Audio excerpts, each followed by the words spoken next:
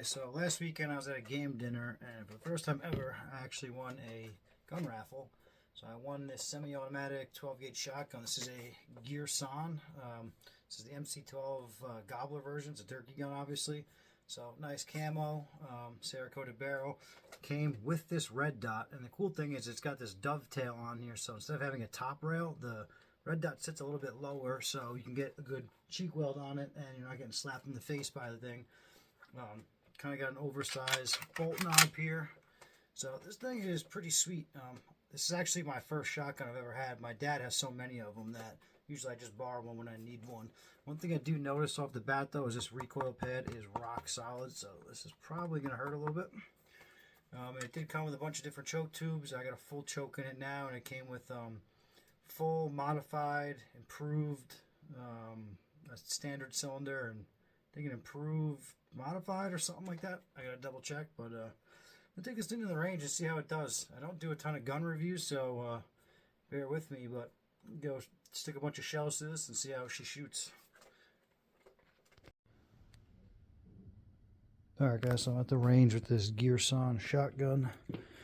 Let's see how this thing does. I just pretty much centered up the red dot with the bead on here, so see how accurate it is. I got paper up at 25 yards and at 50 yards. So I'm going to shoot some target loads and we'll switch to turkey loads. Alright, first couple shots, I got 3 of these Federal right here. We got some game loads. These are 2 3/4, number 6 shot. So let's see how these do. 2-4 plate, 3-2 plate. So you just go left, right, left, right, left, right. But the plate is after. So it's 1-2 plate.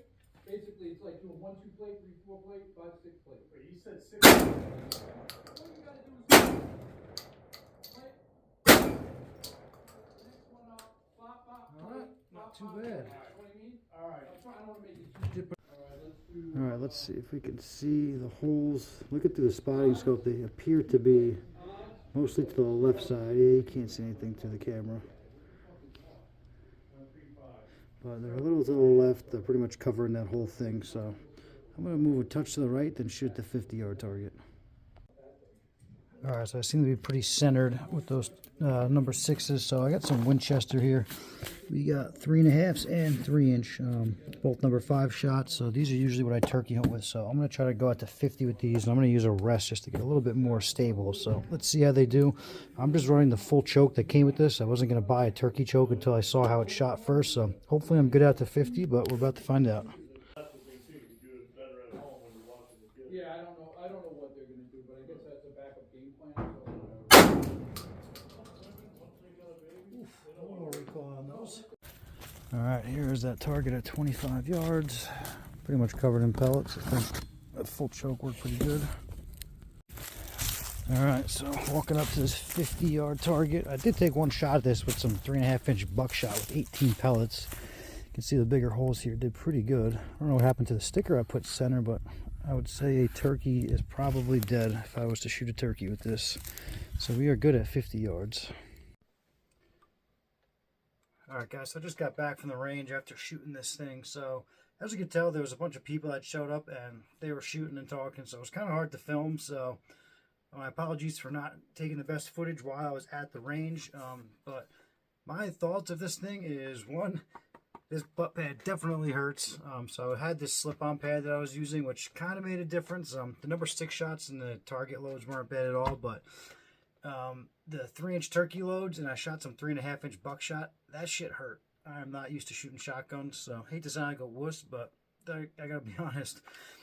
So one thing is that I noticed, since this thing will shoot 2 3/4 up to 3.5, it has to have a pretty soft, spring in here. That way it will cycle with everything. Most guns, like the Mossbergs, you can either get the Magnum one that cycles with the Magnum shells, or the non-Magnum version where this one kind of does everything. So the spring has to be soft enough that it will still cycle with low-powered target loads. So I think that kind of adds to the recoil, because if you're shooting a 3.5-inch shell, this thing's going to slap all the way to the back, and you're going to feel that. So I did just order a Wolf heavier 25% stiffer or heavier spring, whatever you want to call it, that is for a Benelli, so I'm hoping it fits since this thing is a Benelli knockoff.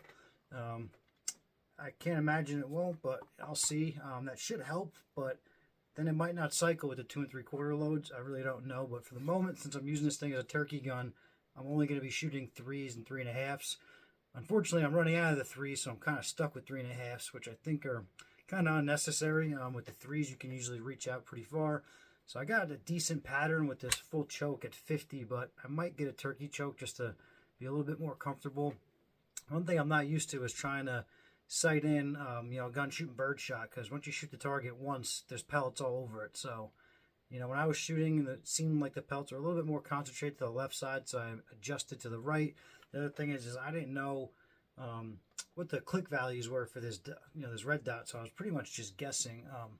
But after you take 1 or 2 shots, there's so many pellet holes in the target, you pretty much need a new target. So I think I could kill a turkey at 50, but I'm probably going to upgrade to a different choke. And next time I take it out, I'll make another video. And like always, guys, please like and subscribe, and thanks for watching.